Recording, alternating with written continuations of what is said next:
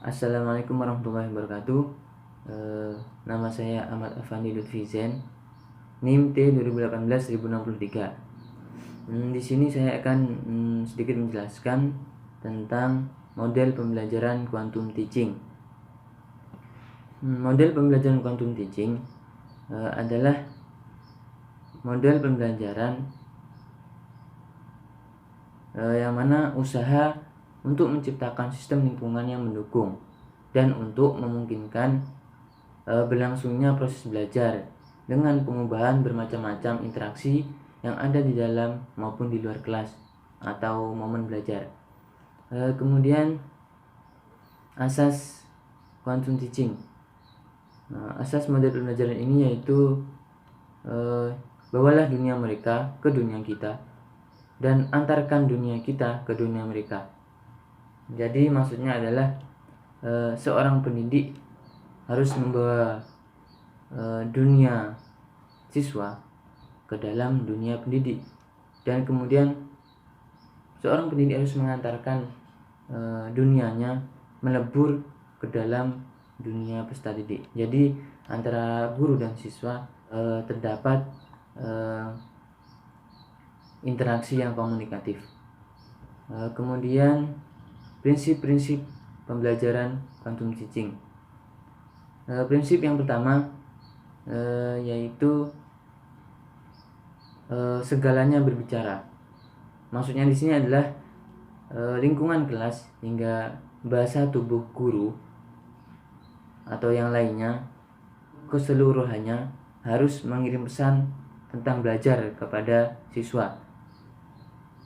Kemudian memiliki tujuan. Jadi semua proses pembelajaran yang berlangsung harus mempunyai tujuan. Seperti seorang guru yang harus secara hati-hati menyusun pelajaran sehingga memiliki tujuan yang jelas. Kemudian yang ketiga adalah pengalaman sebelum pemberian nama. Jadi proses belajar yang paling efektif adalah terjadi ketika siswa mengalami informasi sebelum mereka memperoleh nama untuk apa mereka mempelajari materi tersebut atau materi tertentu. Kemudian yang keempat, mengakui setiap usaha. Jadi murid berhak atas pengakuan dari kecakapan dan rasa percaya diri mereka. Seorang pendidik harus memberikan atau mengakui setiap usaha apa yang dilakukan peserta didik. Kemudian yang kelima, layak dipelajari maka layak dirayakan.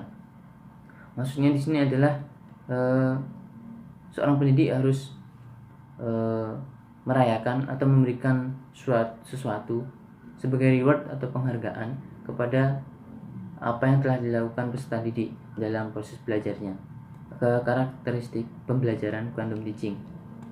Yang pertama adalah karakteristik berpangkal pada psikologi kognitif. Kemudian model pembelajaran ini bersifat humanistik atau lebih manusiawi. Yang ketiga, memusatkan perhatian pada interaksi yang bermutu dan bermakna. Kemudian menekankan kealamiahan dan kewajaran saat proses pembelajaran. Kemudian yang kelima, menyeimbangkan keterampilan akademis, keterampilan hidup dan prestasi material. Kemudian yang keenam adalah mengutamakan keberagaman dan kebebasan, namun harus tetap terarah. Selanjutnya, metode tandur dalam pembelajaran quantum teaching. Metode tandur yang pertama adalah huruf T, tumbuhkan. Maksudnya adalah pendidik harus menumbuhkan minat belajar siswa dengan memuaskan rasa ingin tahu siswa dalam bentuk misalnya pertanyaan, apakah manfaat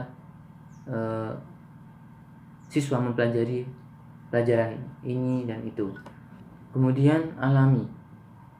Di sini guru harus memberikan pengalaman kepada siswa yang memanfaatkan hasrat alami otak untuk menjelajah, karena pengalaman membangun keingintahuan siswa dan dapat menciptakan beberapa pertanyaan dalam benak mereka. Jadi guru harus memberikan pengalaman terbaik kepada pengalaman belajar terbaik kepada peserta didiknya. Kemudian namai atau memberi nama. Yang dimaksud nama ini adalah setelah siswa melalui pengalaman belajar, maka guru harus mengajak siswa untuk menulis di kertas atau yang lainnya untuk menamai apa saja yang telah mereka peroleh atau mereka pelajari. Kemudian demonstrasikan, yaitu huruf D, demonstrasikan. Yang dimaksud demonstrasikan adalah pendidik harus menyediakan kesempatan dengan beraneka ragam cara kepada siswa untuk mendemonstrasikan bahwa mereka paham. Melalui pengalaman belajar, siswa mengerti dan mengetahui bahwa dia memiliki kemampuan dan informasi. Kemudian ulangi, huruf U. Di sini yang dimaksud adalah guru harus dapat memberikan kesempatan kepada peserta didik untuk menunjukkan bahwa mereka tahu dan paham. Jadi guru harus memberikan peluang untuk menerjemahkan dan menerapkan pengetahuan peserta didik ke dalam pembelajaran dan ke dalam kehidupan mereka, dan mereka mampu mempraktekkan dengan pengetahuan yang baru saja mereka miliki.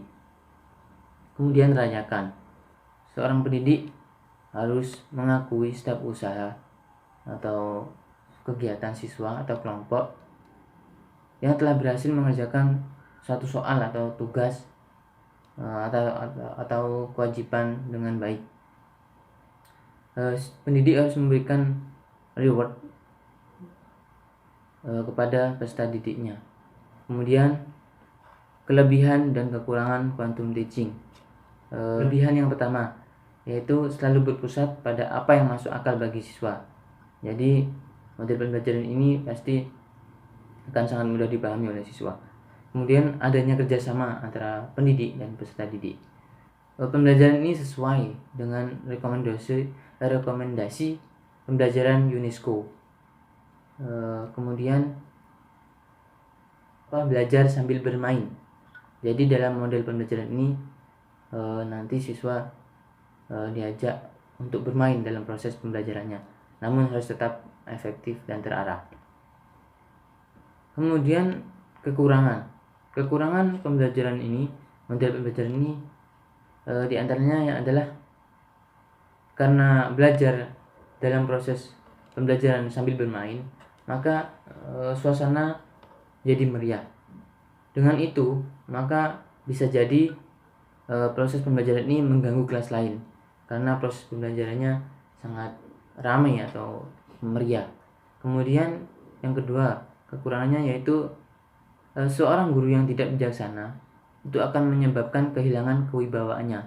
Kemudian kekurangan yang ketiga yaitu tidak semua guru mampu menciptakan suasana kelas yang riang tetapi terarah. Kemudian kekurangan yang selanjutnya yaitu memerlukan persiapan yang matang bagi guru dan lingkungan yang mendukung. Karena model pembelajarannya sangat melibatkan semua pihak, atau maksudnya melibatkan pendidik dan peserta didik, maka model pembelajaran ini memerlukan persiapan yang matang bagi guru terutama, dan juga bagi lingkungan yang mendukung. Jika peserta didik tidak mendukung, maka model pembelajaran ini juga tidak akan berjalan dengan efektif. Kemudian itu saja dari saya. Kurang lebihnya mohon maaf. Wassalamualaikum warahmatullahi wabarakatuh.